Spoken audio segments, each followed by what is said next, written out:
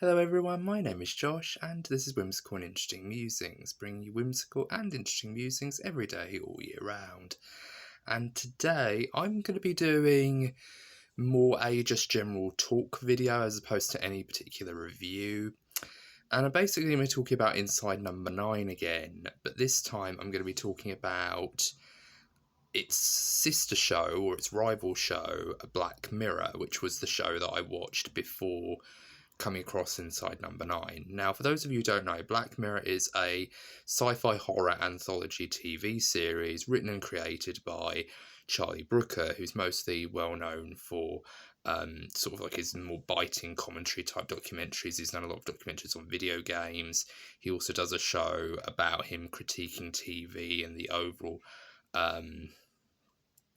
backlash of what these TV shows can mean, all these other things that he makes these very scathing remarks about TV shows and movies. Kind of like what I'm doing, except I'm talking about, stuff in a much more positive light, whereas he kind of, deliberately makes jokes about them and does all these deceptively, critical critiques of the particular TV shows that he's talking about.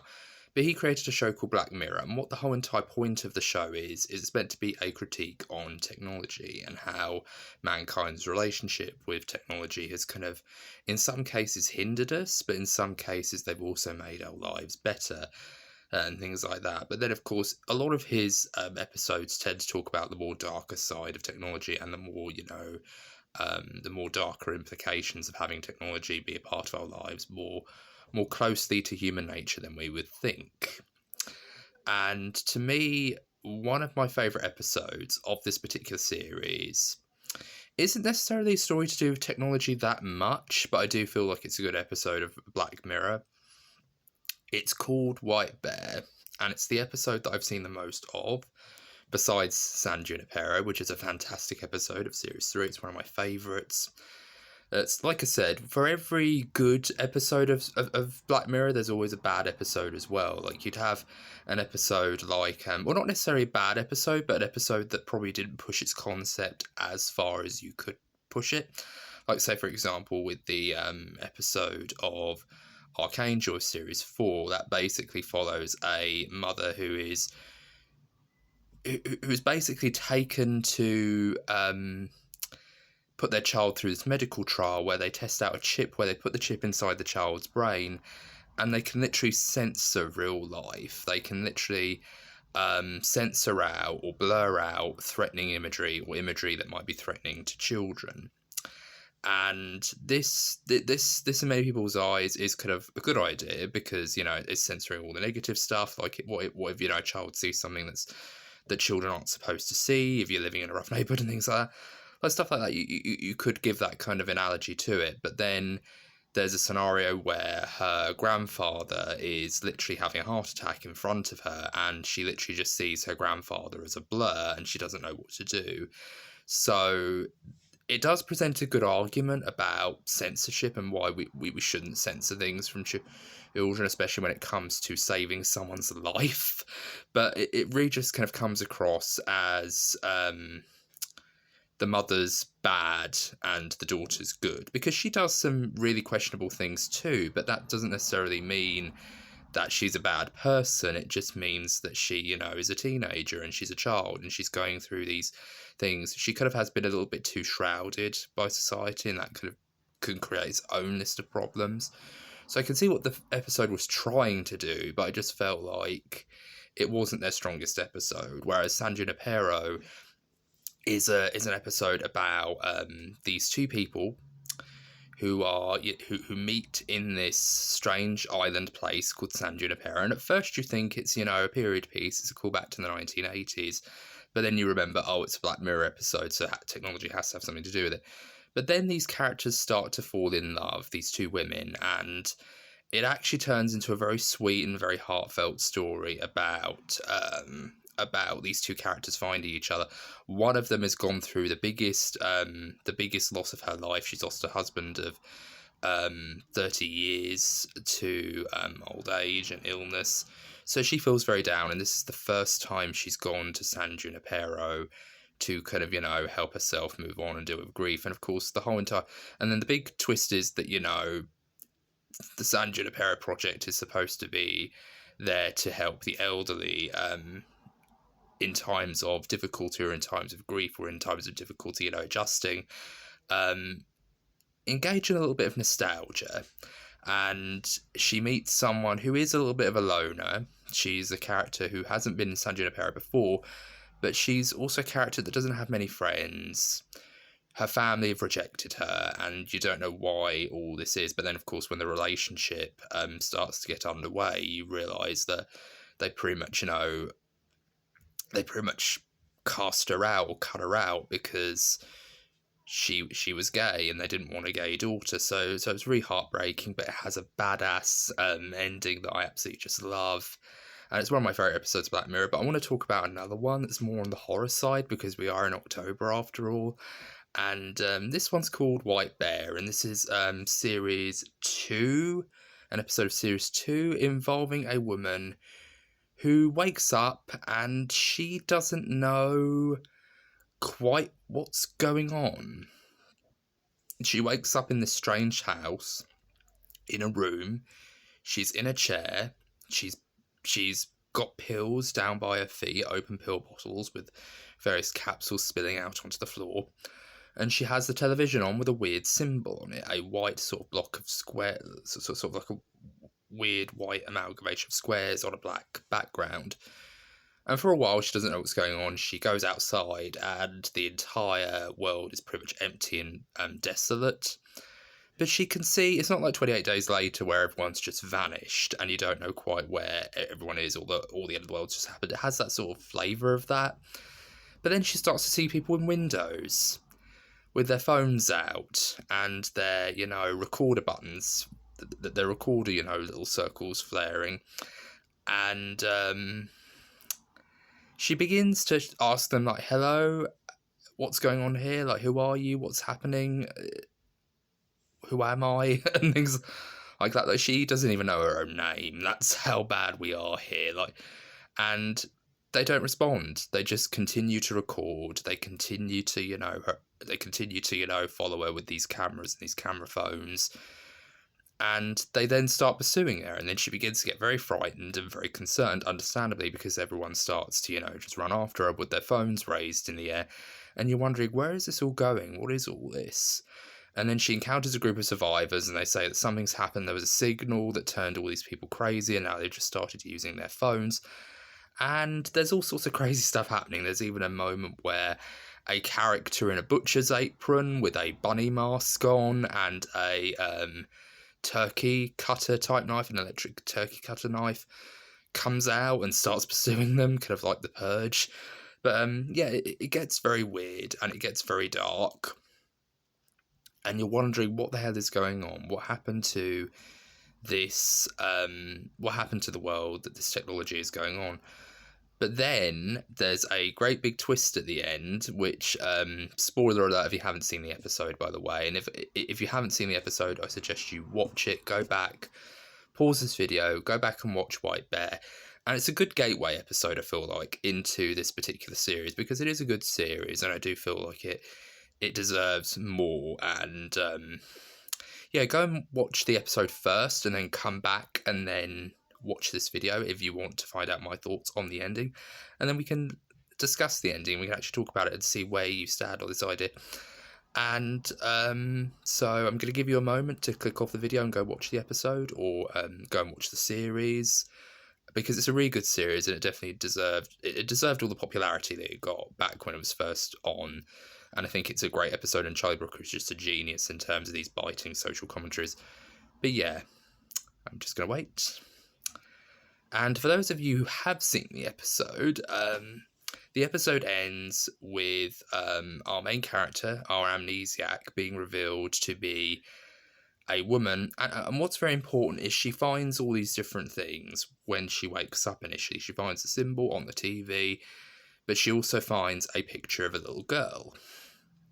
Kind of like one of those mini squared photographs that's sort of like a head caption, like a photograph of, of someone's head just taken in the background, kind of like the things that you'd use for passports and things like that, one of those photographs. And they're usually the sort of things that you'd keep in your wallet. If you had a picture of a family member, you'd want to keep that in your wallet, and sort of like as a little bit of a keepsake, or a little bit of a memory or something like that. And she finds one of those photographs on the mantelpiece, and she immediately clicks together that this must be her daughter. But the big twist happens at the end, and it's revealed that she was involved in the kidnapping of a child, and the child happened to be the girl in the photograph. But not only that, but this girl was also horrifically tortured and murdered by this couple. And according to the people running this little exercise, this little camp, this little punishment camp, which is called White Bear Park, she didn't do anything about it. She didn't try to phone the police to let people know that this child's missing and this is what's happening to her. She didn't try to help her out at all. She didn't even try to save the girl's life. She just stood there and watched. And she watched as this man who didn't love her, because if he did love her, he wouldn't, put her through this, was horrifically, torturing this little girl. And she just stood there and watched. And the biggest shocker is the reaction from this woman after finding out that she's just this terrible person who's done this terrible thing. It's beyond terrible. It's literally, unthinkable. It's immoral. It's one of those things where you think to yourself, you're going to hell for doing this kind of thing. But yeah, the fact that, but they do frame it very carefully that she didn't physically do anything to this little girl. She just sat there and watched this man do these terrible things to her. And part of me feels like that doesn't necessarily make it any better, though, because she's still actively... It's like a quote from one of my favourite one of my favourite films, Mean Girls. There's this wonderful quote from Janice Ian, who says, Katie, there are two kinds of people in the world. People who do evil stuff and people who see evil stuff being done and don't try to stop it. So yeah, to my cousins, that's my little Mean Girls reference, but I will be doing a full review of that particular film at some point. I might do it on October, or I might do it closer to my birthday. So yeah, look forward to that at some point. But yeah, I want to do a review of Mean Girls so badly. It's one of my favourite films of all time, and that's one of only a few iconic quotes from this wonderful movie. And yeah, but what Janice Ian says in that film is true. There's two kinds of people in this world: people who do evil stuff and people who see evil stuff being done and don't try to stop it. And this woman, who doesn't really have a name, she just watched, and she didn't do anything. She didn't contact the police. She didn't contact anybody saying that this is where you can find us if you want to contact the police. She didn't do any of that stuff. She just basically watched this child die horrifically. And they let her off. They gave her a light sentence. But people believed she should have got more, because people think that she is worse than the husband because he actively did something, whereas she could have done something, she could have changed something, but she just decided to watch this poor child die. And that really is the biggest conundrum of the entire thing. To me, I feel like she deserves what she gets because she did something very terrible, but at the same time, does she deserve to relive the same day of punishment, torment, and torture as the previous day, as the day that she had before? So it's basically like a Groundhog Day for her, except, of course, we know that they're basically torturing her, putting her through the worst stuff, and then basically, wiping her memories and then restarting the day anew. That's the whole entire point of it. So that's where the big conundrum of the episode comes from to me. But I think it's a really interesting episode because every single time I watch it, I'm always on a different side of the coin. I'm always like, yeah, you did this terrible thing, you deserve everything you get. But then on repeat viewings, I find myself going, this is a bit too much. Like, this really is, really taking it a bit too far. Like, shouldn't you, have contacted the police, and then the police could have done something about it or something like that? Like, and what I really like at the end is they introduce the whole entire concept of the White Bear Park, which is a justice park. And they basically say, No talking, no interacting with the actors, or no interacting with the participants. Don't antagonize the participants, don't do anything like that. Just basically keep your distance and have fun. And that's one of the things that I found was actually quite weird, because usually you don't need to put the words have fun when you're in a place where you're meant to have, people come in and it's like a tourist attraction kind of thing. You don't have to put have fun in your in your pointers or your safety precautions, because usually people are just going to have fun anyway, and that's kind of like the whole entire projected. But I like the fact that they put the words have fun in the in the safety warning guidelines, because they know that something about this is kind of morally grey or morally questionable. So they kind of, add that little bit in just to give a sense of, you're supposed to be having fun here, guys, have fun kind of thing. But it's a really good episode, and I really do think it's one of those episodes that really floored me the first time I watched it. And it really, a lot of the episodes of Black Mirror was one of those episodes where they just floored me, and I feel like this episode was a fantastic example. It's a fantastic gateway episode for Black Mirror fans, that I feel for wannabe Black Mirror fans or people who want to check out this series. But I feel like this series has kind of gone off the rails since the 5th series, and it's kind of no longer about humanity, and it's no longer about, how this is.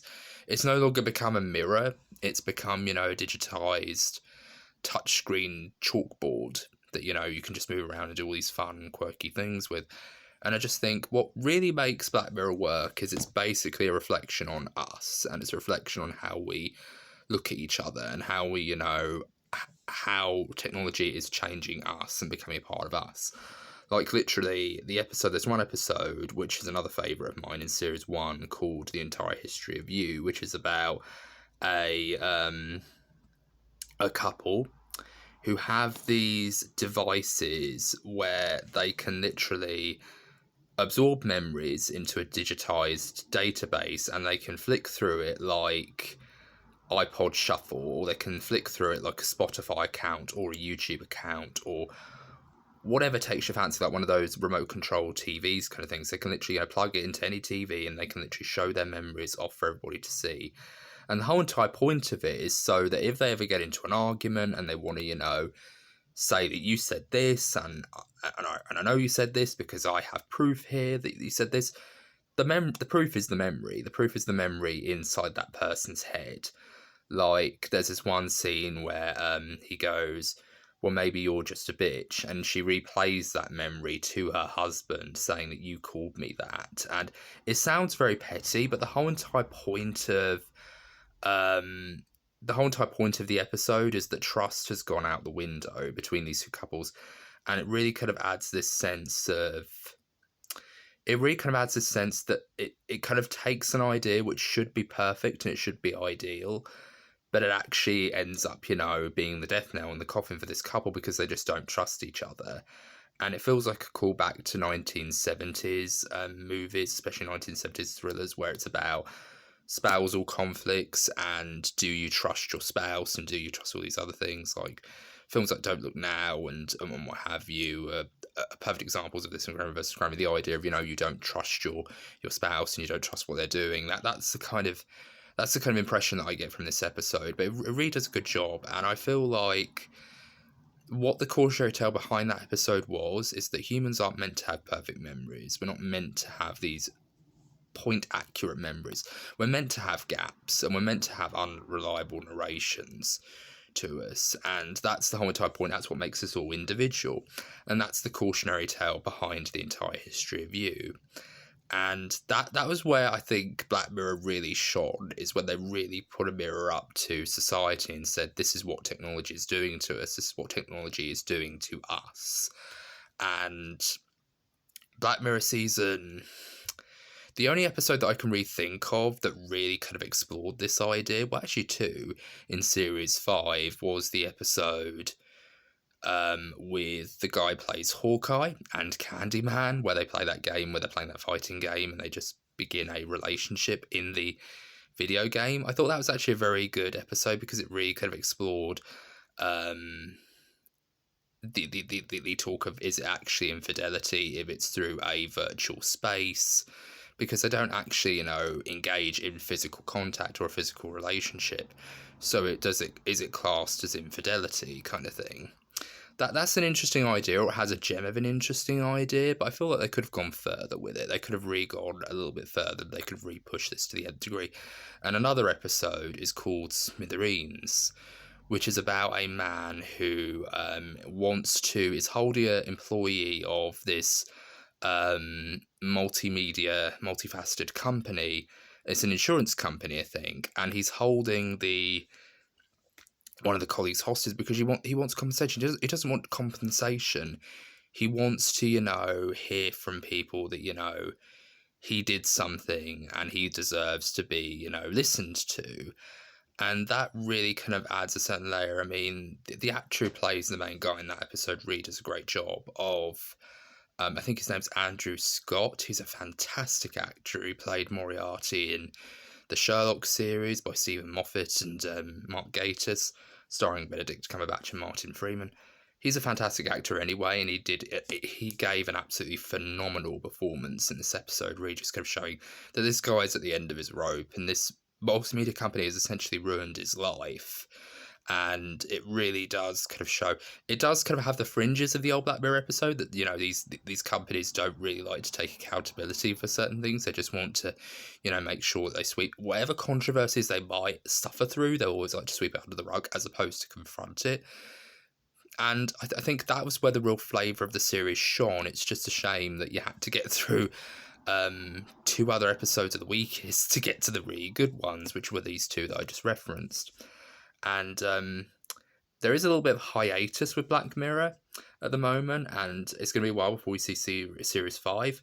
But I think Charlie Brooker has an opportunity here to really kind of look at the episodes that he's already made and kind of ask the question that Steve Pemberton and Reece Shearsmith do with Inside Number 9, which is, what haven't we done? Because as we get deeper into the later series, it starts to repeat itself, like with the episode of The Entire History of You, the idea of taking a chip and basically having this entire memory board in your own head that you can go back to and you can flick through. That pretty much has been recycled, not only in Archangel, but it's also kind of, recycled in the episode Black Museum, but that was basically an entire anthology of all these different stories within one episode, kind of like the episode of White Christmas, and then, of course, the cookie idea in that episode of White Christmas, which means you take a piece of someone's mind and you put it into this technological device that basically powers your entire home. And it's very weird how it's structured, because it's essentially a version of you, but it's also a conscious version of you that's aware that it's alive, and it's, freaking out. It's saying, get me the hell out of this damn machine that you've put me in, because I'm not supposed to be here. I'm supposed to be alive. I'm supposed to be walking. I'm supposed to be drinking, peeing, doing all this other stuff. I'm supposed to be doing what humans do, but instead I'm trapped in this machine and servicing a version of me that is kind of me but isn't me, kind of thing. And it really just, that episode really made my head hurt in a good way, because I was just so freaked out, like, oh my god, imagine if that was you. Like, you're basically inside this machine, but you're not inside this machine. You're alive and you're well outside this machine, but then a part of you's in this machine that's powering this thing, and it's aware and it's alive, and it's purely existential dread to the highest order. It's a concept that I think H.P. Lovecraft would have really, really loved, like the idea of taking this person's consciousness and putting them inside a machine. But then they do that again in one episode, which is again another Black Museum episode, which is another White Christmas type episode, where it's all these other stories inside one episode. So yeah, I hope Charlie Brooker takes this time during the hiatus because of the pandemic and things like that to really kind of look over his previous 5 seasons and say, well, okay, what haven't we done? What can we do that brings fresh light to this series and actually really goes back to the roots of what made Black Mirror so special, which is the critique on humanity, as opposed to let's just make it a show about the latest gadgets and see what becomes the norm. Because is it just me, or is more of these new technological advancements more inspired by Black Mirror than it's actually, taking any real kind of necessary precautions for. That's something that I really thought was very interesting. So I really do love Black Mirror still, but I just feel like it had a bit, I think Series 5 had about 50-50 episodes, where there were some episodes that were really good, and there were some episodes that weren't that great. But I do feel like it still is going strong, and I think Charlie Brooker is still a very talented writer, and he really knows how to take these things, really give you that special jolt that really makes your jaw hit the floor. But I love Inside Number 9, and I love the works of Reece Shearsmith and Steve Pemberton as well. And I'm looking forward to seeing what they do next with Inside Number 9. And I really like Inside Number 9 because it really forces the creators to really think outside the box. And because every single episode of Inside Number 9 is set in one location, and it only has a few people in it. Sometimes I've noticed the pattern of Inside Number 9 where every first episode is an ensemble cast, and then every episode following that, it only has a small number of cast members so that they can really kind of, play around with the format and have very interesting and new ideas. And usually it's a house. The number 9 is usually a house or a studio room or a hotel or a floor, like it's in the episode of Zanzibar in Series 4. They have the 9th floor of the Zanzibar hotel and things like that. So it's always inside the number 9. So they always have this inside number 9 thing. So they're basically glorified bottle episodes, which is, if you're not familiar with television market, it basically is a episode where it's set in one location and it only involves a few characters, kind of like Inside Number 9. For a better example of this, it's the Fly episode from Breaking Bad, where it's just Jesse and Walter in the laboratory, kind of, just talking about stuff and trying to get rid of this bloody fly because they don't want the chemicals to get contaminated, because otherwise they'll have to sell the it creates more problems if you've got these chemicals that have bits of fly in them and things like that, and the things that flies produce aren't going to be very savoury if you're working with chemicals that are going to be used to make this product, which is of course crystal meth. But this episode is really good because it really gets the opportunity to really have Jesse and Walter talk out their differences, and usually those episodes are used for emotional highs, but in certain episodes of Inside Number 9, it's mostly to explore concepts that are personal to the characters, and that's what Reece Shearsmith and Steve Pemberton do very well with this series, and I think that's one of the things I really do love about Inside Number 9, and I also love that about Black Mirror in the sense that they're able to take it back to humanity and what it means to be human and what it means to have these advances in technology, that there's things that technology can do that are really good and really wonderful and really spectacular, but then there's also stuff about technology that really do frighten us and really do make us think, why are we indulging in this, why do we think this is fun when it clearly isn't. And that's something that I think is food for thought when it comes to these sorts of shows. But Inside Number 9 does an absolutely wonderful job too, and I love both Black Mirror and Inside Number 9, and I think you should check out both shows because they're both incredible. They're both anthology shows, but they both focus on the same themes and ideas. Inside Number 9 doesn't focus so much about technology, but it does focus on human relationships, and it does focus on what it means to be human and what it means to, have these relationships and these ideas. And they are huge experimental episodes as well. Like every episode, they're always trying to do something different. And I really do appreciate about this episode of this series, because they really do want to push the boat out. So this is going on far longer than I actually originally intended. But I hope you enjoy this video. And if you liked this video, please give it a like. And if you haven't already, please subscribe.